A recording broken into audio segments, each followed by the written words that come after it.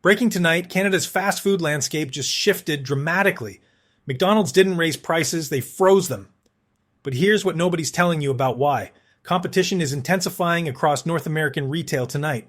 McDonald's Canada announced a comprehensive price freeze, but instead of cautious cost management, Toronto accelerated consumer relief timelines. And the timing? Absolutely strategic. Everyone believed inflation would force Canadian restaurants into permanent price escalation.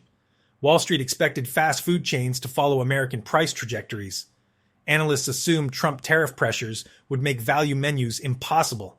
They were all utterly incorrect. Toronto, January 13th, 2026. Standing before Canadian media, McDonald's Canada CEO Anne-Marie Switink made a statement that energized consumers nationwide. If Canadians are facing financial insecurity, we will not ignore them. We will freeze prices starting immediately. Translation: McDonald's Canada just told its American parent company that Canadian consumer loyalty is non-negotiable. And what happened next? The corporation that invested in 50-year supplier relationships reveals exactly why Canadian market dynamics are forcing corporate accountability, while American fast food pricing collapses into chaos. Dear viewers, between September 2025 and January 2026, something extraordinary happened in Canadian retail relationships. Corporate executives pushed too hard on pricing. Canadian consumers pushed back, and McDonald's Canada, strategic and locally focused, became the company every frustrated customer started trusting again.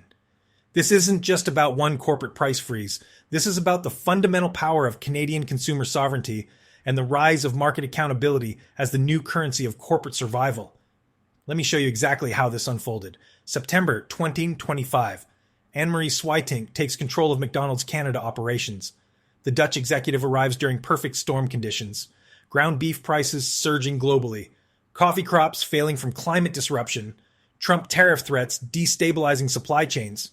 And Canadian consumers watching every credit card swipe, starting to walk away from their fast food routines. The numbers told a brutal story. McDonald's global CEO Christopher Kempczynski warned investors that 2026 would see fewer lower-income American customers. The phrase he used, K-shaped economy. Translation, rich Americans spending freely while struggling, Americans cutting back dramatically. But here's where Canadian market dynamics diverge completely from American patterns. Switink spent her first months visiting Canadian restaurants, not corporate offices, actual locations, talking to actual customers, learning actual preferences. And what she discovered changed McDonald's Canada strategy entirely. Canadians weren't just price sensitive, they were value conscious. They weren't abandoning fast food permanently. They were scrutinizing every purchase decision and demanding corporations earn their loyalty. The distinction matters enormously. January 13th, 2026. McDonald's Canada announces comprehensive price action. Small coffee frozen at $1 for minimum 1 year. McValue meals dropped from $6 to $5 for identical duration. New breakfast segment launched simultaneously. All changes effective immediately. Wall Street analysts called it defensive positioning. They were missing the entire strategic framework. This wasn't capitulation. This was calculated market dominance. McDonald's Canada commands 1,500 restaurant locations nationwide. Their supplier relationships span over 50 years. Their purchasing volume creates negotiating leverage no competitor can match. And Switink, understanding Canadian consumer psychology, deployed these advantages with surgical precision. The breakfast segment matters particularly. Sausage McMuffin, breakfast burrito, bagel with cream cheese, sausage McGriddle, each paired with small coffee and hash brown. Strategic bundling that locks customers into morning routines while competitors struggle with individual item pricing. But the small coffee freeze, absolutely brilliant. Canadians consume coffee at rates that surprised even Switink. She compared Canadian coffee culture to Dutch cheese preferences. The comparison reveals strategic thinking. She identified the product category with highest emotional attachment and deepest routine integration, then made it untouchable regardless of global commodity pressures. Robert Carter, restaurant analyst with Stratton Hunter Group, explained the deeper pattern. This is about protecting visit frequency. When you get a customer in a weekly routine, quick service restaurants must stay top of mind for that routine. Translation, McDonald's Canada isn't fighting for survival, they're fighting for habit formation. And in Canadian markets where restaurant usage ranks among highest globally, Weekly routines represent competitive moats worth protecting aggressively. While McDonald's Canada locked prices, McDonald's USA confronted devastating perception problems. American customers now routinely complain about Big Mac pricing. Limited-time Grinch meals generated pricing backlash. Combo meals exceeding $10 created negative value perceptions. Kempczynski admitted the problem publicly during August earnings calls. If you're that consumer driving up to the restaurant and seeing combo meals priced over $10, that absolutely shapes value perceptions in a negative way. We've got to get that fixed. But here's the revelation nobody discusses. McDonald's Canada already fixed it, not through American-style damage control, through Canadian-style strategic positioning. By the time Kempczynski acknowledged American pricing failures in August, Swytink was already planning Canadian price freezes for January. The timeline matters. The approach matters more. American McDonald's reacted to customer complaints. Canadian McDonald's anticipated customer needs. American operations defended profit margins. Canadian operations invested in market share. American executives worried about quarterly earnings. Canadian leadership focused on annual positioning. This pattern repeats across every sector where Canadian subsidiaries outperform American parents. The fundamental difference? Canadian markets demand accountability. American markets tolerate extraction. Canadian consumers withdraw loyalty instantly. American consumers complain but continue purchasing. McDonald's Canada understood this distinction completely. But McDonald's Canada wasn't operating in isolation.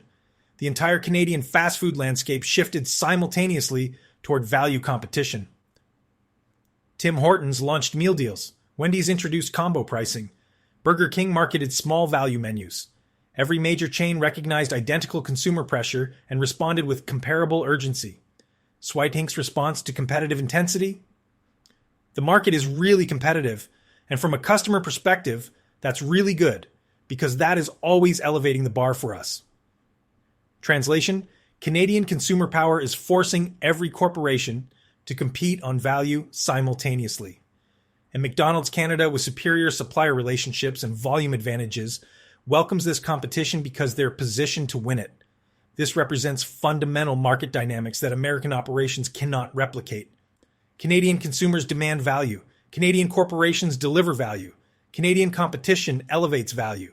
The cycle reinforces Canadian consumer sovereignty, while American markets spiral into pricing chaos. Now add Trump tariff pressures into this equation. American fast food chains face supply chain disruption, ingredient cost inflation, and unpredictable trade policy. Canadian operations face identical external pressures, but different internal constraints. Canadian consumers already skeptical of American corporate behavior, already scrutinizing every purchase, already willing to boycott brands that prioritize profits over value. Trump tariffs didn't create these conditions. They accelerated them. McDonald's Canada price freeze becomes strategic positioning against American instability. While Trump destabilizes North American trade, Canadian corporations demonstrate reliability. While American prices fluctuate wildly, Canadian prices stay frozen. While American leadership creates chaos, Canadian leadership creates certainty. The contrast matters commercially. McDonald's Canada isn't just competing with Wendy's and Burger King. They're competing with perception that all corporations exploit consumers during crisis. By freezing prices during maximum uncertainty, they position themselves as customer advocates rather than profit maximizers. But sustainable price freezes require structural advantages. McDonald's Canada built theirs over 5 decades. Supplier relationships established in the 1970s. Volume commitments maintained through multiple economic cycles. Infrastructure investments that created operational efficiencies competitors cannot quickly replicate. Swytink explicitly credited these relationships for enabling price action. We have supplier relationships spanning more than 50 years and 1,500 restaurants that create volume savings. This matters because it demonstrates that short-term price freezes emerge from long-term strategic thinking. McDonald's Canada didn't suddenly discover value positioning in January 2026. They built the capability to deliver value positioning across 50 years of disciplined relationship management. American corporations increasingly prioritize quarterly earnings over multi-decade partnerships. Canadian subsidiaries operating in Canadian markets discover that long-term thinking creates short-term advantages.